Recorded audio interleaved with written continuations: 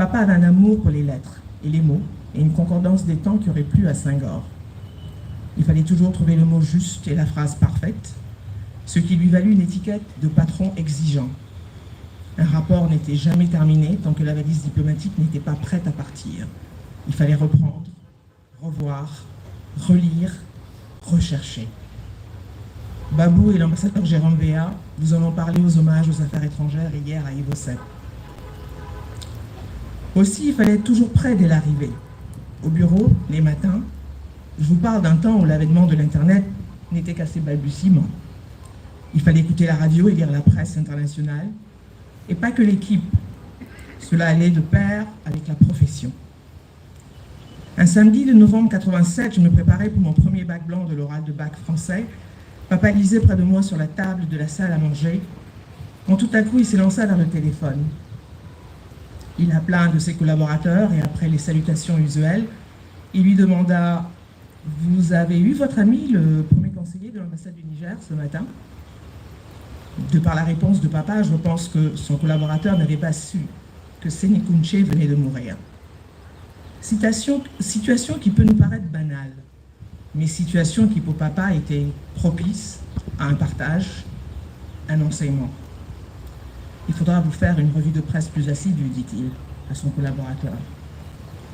La remarque n'avait aucun paternalisme, c'était juste un moment édifiant. D'abord pour lui, cela lui permettait de s'auto-évaluer dans son rôle de chef de mission, et ensuite pour ses relations avec ses collaborateurs.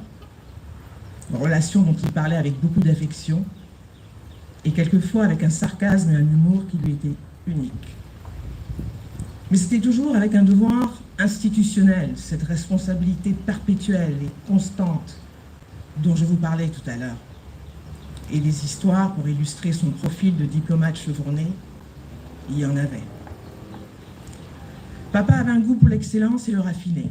Il ne fallait pas seulement paraître, il fallait être. Le costume devait être toujours de rigueur pour un diplomate averti. Les chaussures devaient être impeccablement cirées, la cravate bien nouée. Et la pochette, ne pas oublier la pochette. En temps de pluie, comme aujourd'hui, il fallait l'imperméable ou le parapluie. Je me souviens qu'un jour, un de ses collaborateurs lui montra tout content un imperméable qu'il venait de se procurer avec extase en disant « Excellence, je l'ai finalement acheté, l'imperméable !» Et à papa de répondre « C'est votre femme qui sera contente. »« Non, Excellence, je l'ai acheté pour moi. »« Vous en êtes sûr ? Regardez la boutonnière, lui dit-il. » Le regard effaré et dubitatif de son collaborateur en dit long. Et cet instant devint une fois de plus un moment d'enseignement. Mon anecdote préférée reste celle-ci. Papa devait rencontrer le ministre des Affaires étrangères d'un pays où il était en fonction et il devait s'y rendre avec quelques-uns de ses collaborateurs pour préparer l'arrivée d'une délégation ivoirienne importante. Ses collaborateurs arrivent le matin et papa tout de suite appelle l'un d'eux en aparté et lui dit « Je peux vous voir à l'intérieur ?» Une fois à l'intérieur, papa va au pas de course dans ses appartements privés et revient avec une paire de chaussettes bleues nuit, dont l'étiquette encore attachée laissait deviner qu'elle n'avait jamais été mise.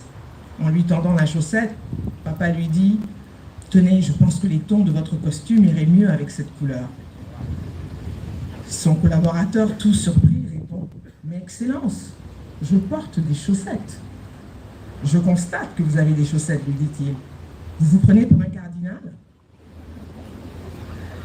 La couleur rouge écarlate des chaussettes du collaborateur n'avait pas réussi à convaincre papa, tout homme de foi qu'il était.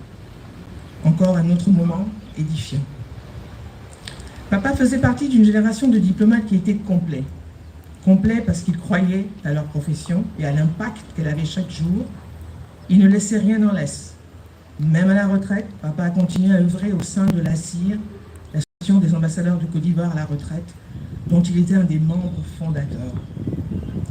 Il se réunissait tous les mois avec ses collègues à la retraite et échangeait sur des sujets d'actualité de la sous-région ou du monde.